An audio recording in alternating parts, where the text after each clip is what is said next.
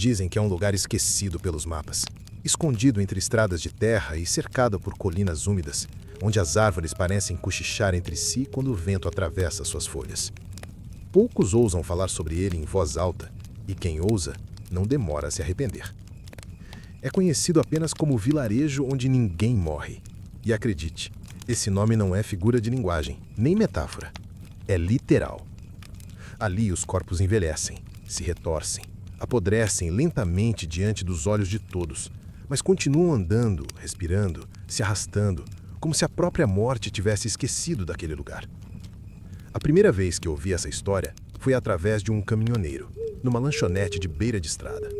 Ele dizia que, certa noite, numa rota perdida do interior, parou para descansar em uma pensão barata, de aparência velha, mas aparentemente normal. Porém, ao amanhecer, percebeu algo perturbador. Ninguém ali tinha olhos vivos. Eram turvos, acinzentados, como se já tivessem visto mais do que deviam. E as mãos da atendente tremiam, não de idade, mas de desgaste, como se estivessem gastas por dentro, mas ainda obrigadas a funcionar. Ele partiu sem tomar café e jurou nunca mais se aproximar daquela região. Eu ri daquilo na época, mas o jeito como ele falava, a seriedade do olhar, me deixou com um incômodo que nunca se apagou. Anos depois, decidi investigar. A estrada que leva até lá não aparece em GPS, não há placas, é como se o lugar rejeitasse ser encontrado. No entanto, para quem insiste, alguns sinais se tornam claros. O ar mais frio do que deveria, mesmo em pleno verão. A vegetação que perde a cor conforme se aproxima e o silêncio. Silêncio que não é o de tranquilidade, mas o de vazio. Nem pássaros, nem insetos, nada. Apenas o som dos próprios passos e a respiração que parece mais pesada do que o normal. Quando finalmente alcancei a entrada do vilarejo, vi o que parecia ser apenas uma comunidade rural, esquecida. Casas antigas, algumas de madeira escura, outras de tijolo cru, todas com janelas estreitas como olhos que observam em segredo. Mas havia algo errado na maneira como os moradores se moviam. Havia crianças que corriam pelas ruas, mas seus rostos eram de velhos enrugados. Havia senhores sentados em bancos de madeira, mas seus olhos eram os mesmos de décadas atrás, fixos, quase petrificados. E havia mulheres que caminhavam devagar, com cabelos brancos e pele ressecada, mas seus corpos se recusavam a parar. Nenhum deles parecia saudável. Nenhum parecia feliz, mas todos continuavam vivos. Um homem se aproximou de mim. Seu rosto estava marcado por rugas profundas, seus lábios rachados e a pele parecia prestes a se soltar em pedaços, mas sua voz ainda era firme. Perguntou meu nome e, antes mesmo de eu responder, balançou a cabeça negativamente, como quem já sabe o destino do outro. Você não devia estar aqui, ele disse. Aqui a morte não entra, mas isso não é bênção, é condenação. Tentei perguntar mais, mas ele simplesmente virou as costas e se arrastou para dentro de uma casa escura. O que vi pela fresta da porta me perseguiu por noites. Corpos deitados em camas, respirando de maneira ruidosa, mas com a carne já quase se desprendendo dos ossos. Olhos parados que ainda piscavam, línguas ressecadas que ainda se mexiam. Pessoas que deveriam estar mortas há décadas, mas que permaneciam, como bonecos de carne prestes a se desmanchar, presos a um fio invisível que não permitia o descanso. Enquanto caminhava pela rua, percebi que havia uma estranha espécie de mercado. Não era um comércio comum. Nas bancadas improvisadas, não havia frutas frescas, nem pão quente, mas potes de líquidos escuros, ervas secas e pedaços de ossos que eram trocados entre os moradores, em silêncio. Eles não falavam muito. Apenas trocavam olhares, como se houvesse um acordo implícito que ninguém ousava quebrar. Quando um deles deixou escapar um gemido alto de dor, os outros pararam e o olharam de maneira quase animalesca, como se a dor fosse uma fraqueza perigosa de se exibir. Comecei a entender que não era apenas a morte que estava ausente daquele lugar, mas também o esquecimento. Cada um ali carregava o fardo do tempo de forma cruel. Não havia alívio, nem descanso. Apenas continuidade. E os que ainda conseguiam andar sustentavam os que já estavam em estado de decomposição, mas que mesmo assim não deixavam de respirar. Um fedor pesado impregnava o ar, como se a podridão fosse permanente, mas ninguém parecia notar. Quando perguntei a uma mulher idosa como aquilo havia começado, Ela olhou fixamente nos meus olhos e respondeu, com uma voz arrastada, que há muitos séculos um padre havia amaldiçoado aquelas terras. Dizem que ele foi expulso da igreja por praticar rituais que iam além da fé e, em sua raiva, prendeu a morte do vilarejo dentro de um relicário. Desde então, a morte nunca mais pôde cruzar os limites daquelas colinas. As pessoas nasceram, cresceram, envelheceram, mas nunca descansaram. A cada geração, novos corpos iam se juntando ao fardo, acumulando dor e silêncio. Foi então que percebi algo perturbador. Entre aquelas casas, vi crianças correndo. Crianças normais, rindo, brincando. Mas, ao olhar mais de perto, percebi que suas mãos estavam deformadas, que suas peles já começavam a rachar e que suas gargalhadas não tinham alegria, mas desespero disfarçado. Era o ciclo eterno, começando de novo. Tentei sair. Corri pelas ruas estreitas, tentando encontrar o caminho de volta. Mas as casas pareciam se mover, as estradas se embaralhavam e a cada esquina eu retornava ao mesmo ponto. A praça central, onde havia uma cruz de madeira tão velha que parecia prestes a desmoronar. Mas não desmoronava, assim como tudo ali. Naquela noite, fui obrigado a dormir em uma das casas. O cheiro era insuportável.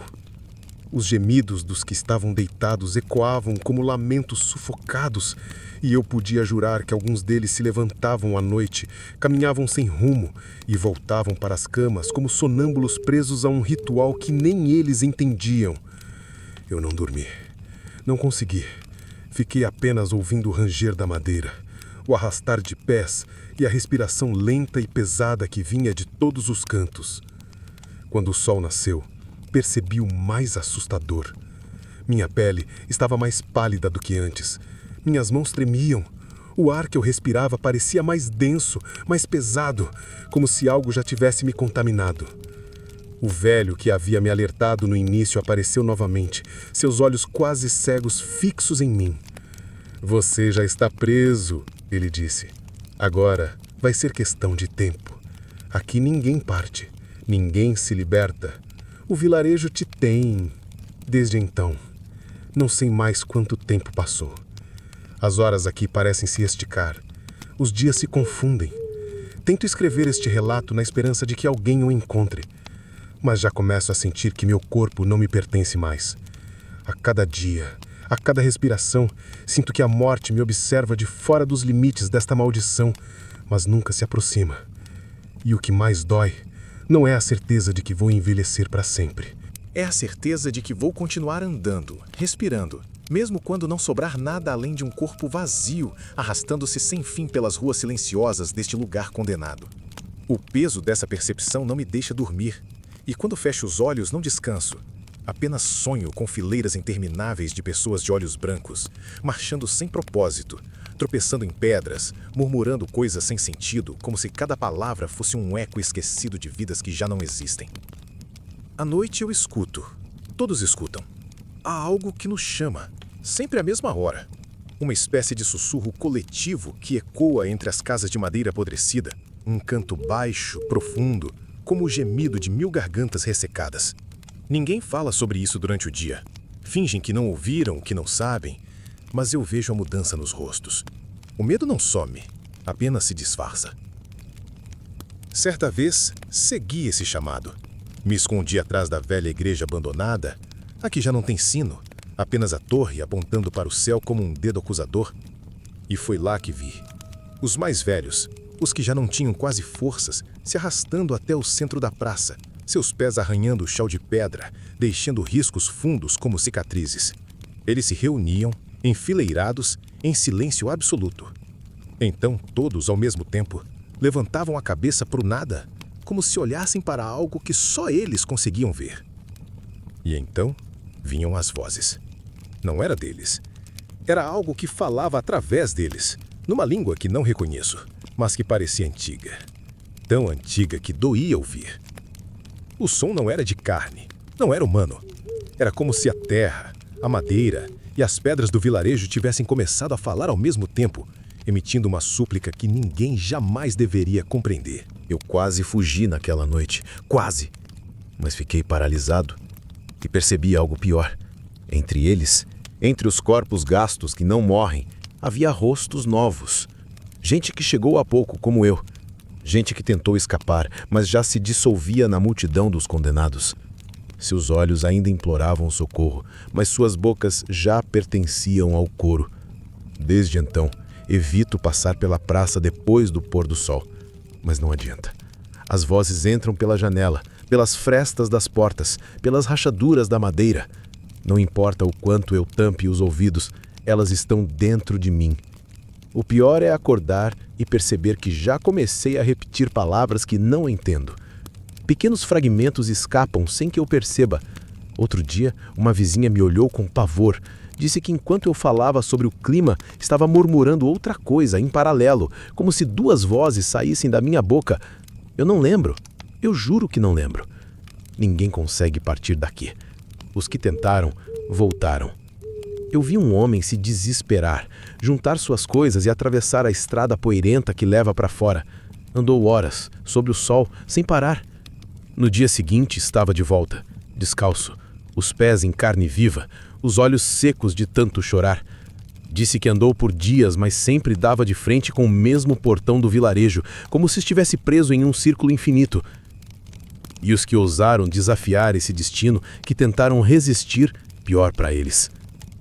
Eu conheci uma mulher que se trancava em casa, que se recusava a se juntar às reuniões noturnas. Ela dizia que nunca deixaria aquilo tomar conta de sua boca. Na terceira noite, vizinhos arrombaram sua porta. Não porque queriam, mas porque algo obrigava. Encontraram-na sentada, os olhos sangrando, o corpo rígido. Ainda respirava, ainda se movia, mas não era mais ela. Eu não sei se isso é uma maldição ou uma escolha que fiz sem saber. Alguns dizem que o vilarejo foi fundado sobre ossos, que um pacto foi selado com algo que não entende tempo da mesma forma que nós, que o preço da eternidade não é viver para sempre, mas nunca conseguir morrer. O vento traz cheiros estranhos à noite. Não é cheiro de podridão, como seria de se esperar. É doce, quase agradável, mas de uma doçura enjoativa, que gruda na garganta, como se fosse o perfume de flores que não existem mais em nenhum outro lugar. E cada vez que o sinto, sei que mais um pedaço de mim está se desfazendo, sendo reescrito pelo destino desse lugar. Às vezes penso, e se já não for eu que escrevo essas palavras? E se já for apenas o reflexo de algo que me habita, usando minhas mãos para continuar a história? Talvez o que restar de mim não seja lembrança, nem memória, nem sequer saudade. Apenas passos repetidos, voz vazia, olhos brancos, corpo arrastado, sem nunca cair. E nesse pensamento sufocante, percebo o mais terrível. Aqui, até a morte inveja os vivos. O vilarejo onde ninguém morre não é apenas uma lenda. É uma prisão sem muros, onde o tempo é a pior tortura e o descanso é um privilégio negado. Se algum dia, por curiosidade ou teimosia, você ouvir falar dele, não tente encontrá-lo, porque se entrar, jamais sairá. Se você teve coragem de chegar até aqui, é porque a maldição já tocou em você também. Então não esqueça de se inscrever no canal, deixar o seu like e ativar o sino, porque só assim você continua fazendo parte dos vivos, pelo menos por enquanto.